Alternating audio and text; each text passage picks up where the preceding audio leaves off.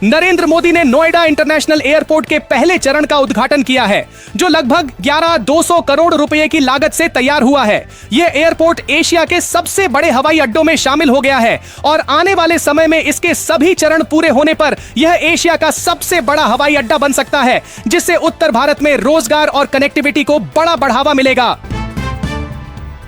प्रधानमंत्री नरेंद्र मोदी ने देश में लॉकडाउन को लेकर फैल रही अफवाहों को खारिज करते हुए कहा है कि सरकार की ऐसी कोई योजना नहीं है। उन्होंने स्पष्ट किया कि हालात पूरी तरह नियंत्रण में हैं और जनता को घबराने की बिल्कुल जरूरत नहीं है। रूस से भारत को मिलने वाली कच्चे तेल की आपूर्ति में 22% की बढ़ोतरी हुई है, जो अब लगभग 1.9 मिलियन बैरल प्रतिदिन तक पहुंच गई है। इससे देश में ईंधन की आपूर्ति स्थिर बनी हुई है और कीमतों पर नियंत्रण बनाए रखने में मदद मिल रही है।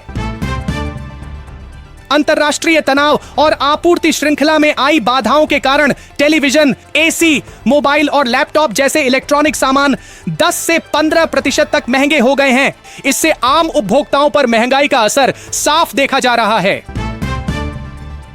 देश को राहत देते हुए 470 मीट्रिक टन एलपीजी लेकर एक बड़ा जहाज भारत पहुंचा है। यह आपूर्ति ऐसे समय पर हुई है जब ईंधन को लेकर चिंता बनी हुई थी, जिससे अब गैस की उपलब्धता बेहतर होने की उम्मीद है। लोकसभा में शादी से पहले लड़कों का चिकित्सीय और डोप परीक्षण अनिवार्य करने की मांग उठी है। सांसदों का मानना है कि इससे वैवाहिक विवाद और घरेलू हिंसा जैसे मामलों को कम करने में मदद मिल सकती है। बिहार में 1 अप्रैल से नया बिजली नियम लागू होने जा रहा है, जिसमें दिन और रात के हिसाब से बिजली की दरें अलग अलग होंगी, जिससे उपभोक्ताओं के बिल पर असर पड़ सकता है। इजराइल और संयुक्त राज्य अमेरिका ने ईरान के परमाणु ठिकानों पर हमला किया है। रिपोर्ट्स के अनुसार मिसाइल हमलों में यूरेनियम संयंत्र को निशाना बनाया गया, जिसके बाद क्षेत्र में तनाव और बढ़ गया है। हरियाणा सरकार ने पेट्रोल, डीजल और गैस को लेकर फैल रही अफवाहों पर सख्ती शुरू कर दी है। इसके लिए हेल्पलाइन और पोर्टल शुरू किया गया है और अफवाह फैलाने वालों के खिलाफ कड़ी कार्रवाई के निर्देश दिए गए हैं। भारत ने अपनी समुद्री सुरक्षा को मजबूत करने के लिए पहली बार पोर्ट ऑफ रिफ्यूज सिस्टम शुरू किया है, जिससे समुद्र में फंसे जहाजों को सुरक्षित स्थान मिल सकेगा और बड़े हादसों को टाला जा सकेगा। पाकिस्तान और बांग्लादेश सीमा पर सुरक्षा और कड़ी कर दी गई है। अब वहां ड्रोन, सेंसर और लेजर तकनीक के जरिए निगरानी की जा रही है, जिससे घुसपैठ और अवैध गतिविधियों पर रोक लगेगी। लद्दाख में चीन सीमा पर 29 नए आउटपोस्ट बनाए गए हैं और आईटीबीपी की पेट्रोलिंग को 3 गुना बढ़ा दिया गया है, जिससे सीमा सुरक्षा को और मजबूत किया गया है। सुप्रीम कोर्ट ने रेप पीड़ितों की पहचान उजागर करने वाले मामलों पर सख्त रुख अपनाया है। कोर्ट ने कहा है कि ऐसी लापरवाही अब बर्दाश्त नहीं की जाएगी और दोषियों पर कड़ी कार्रवाई होगी। भारत अपनी वायु रक्षा क्षमता को और मजबूत करने के लिए रूस से S-400 डिफेंस सिस्टम की एक और खेप खरीदने की तैयारी में है, जिससे दुश्मन देशों पर रणनीतिक बढ़त मिलेगी। सरकार एलपीजी पर निर्भरता कम करने के लिए एथेनॉल स्टोव को बढ़ावा दे रही है। इसका उद्देश्य सस्ते और स्वदेशी ईंधन विकल्प को बढ़ावा देना है। नागरिक उड्डयन महानिदेशालय ने विमान सुरक्षा को लेकर नए नियम जारी किए हैं। अब पायलट को नो फ्लाई का अधिकार दिया गया है, यानी यदि परिस्थितियां अनुकूल नहीं हैं तो वह उड़ान भरने से मना कर सकता है।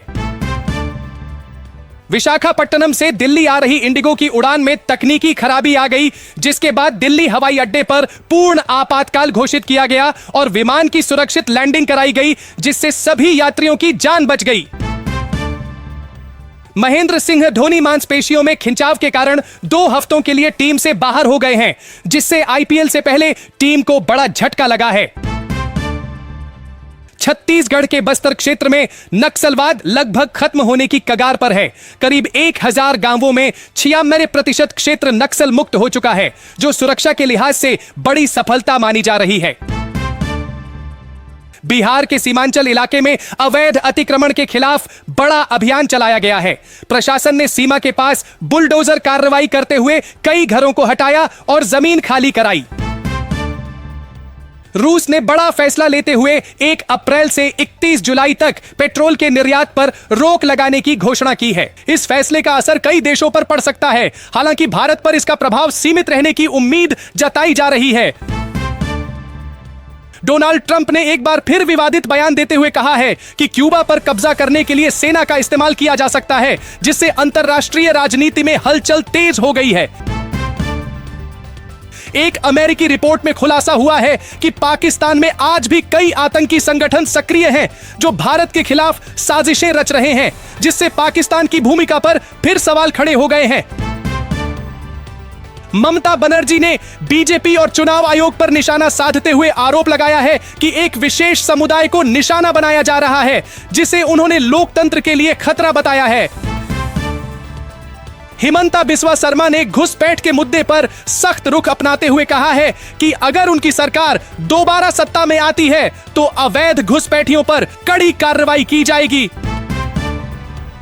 सऊदी अरब के एक एयरबेस पर हुए हमले में 12 अमेरिकी सैनिक घायल हो गए हैं और कई सैन्य विमान भी क्षतिग्रस्त हुए हैं, जिससे क्षेत्र में तनाव और बढ़ गया है। अमित शाह की उड़ान खराब मौसम के कारण करीब 2 घंटे तक देरी से चली। विमान को हवा में लंबे समय तक चक्कर लगाना पड़ा, जिसके बाद सुरक्षित लैंडिंग कराई गई।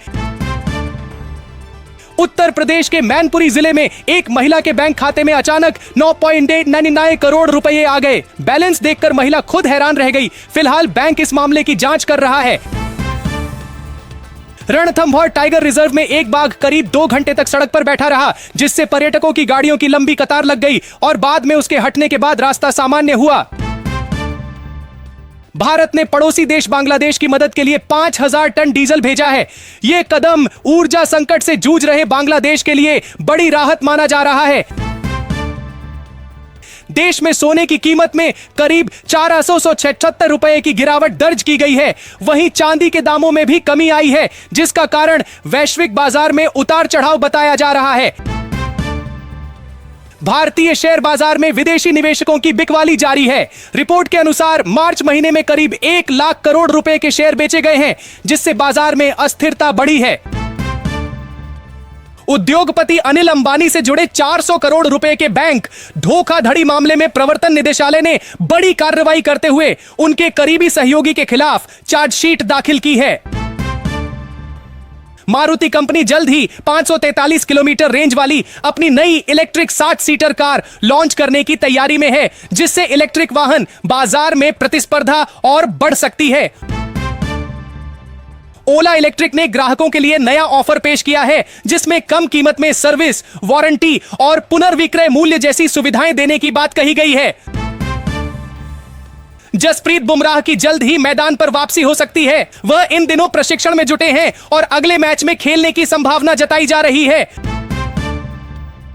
बांग्लादेश में आईपीएल के प्रसारण को मंजूरी मिल गई है। वहां के प्रसारण मंत्री ने साफ किया है कि आईपीएल टेलीकास्ट पर कोई रोक नहीं होगी, जिससे क्रिकेट फैंस में उत्साह बढ़ा है। लद्दाख के जोजिला इलाके में भारी हिमस्खलन के कारण बड़ा हादसा हुआ है, जिसमें 7 लोगों की मौत हो गई है और कई अन्य घायल बताए जा रहे हैं। एक चौंकाने वाले मामले में हाई कोर्ट के एक जज साइबर ठगी का शिकार हो गए। फर्जी कस्टमर केयर नंबर पर कॉल करने के बाद उनके खाते से करीब 6 लाख रुपए निकाल लिए गए। यमन ने इजराइल पर मिसाइल हमला किया है। यह हमला हौती विद्रोहियों द्वारा किया गया बताया जा रहा है, जिससे मिडिल ईस्ट में तनाव और बढ़ गया है।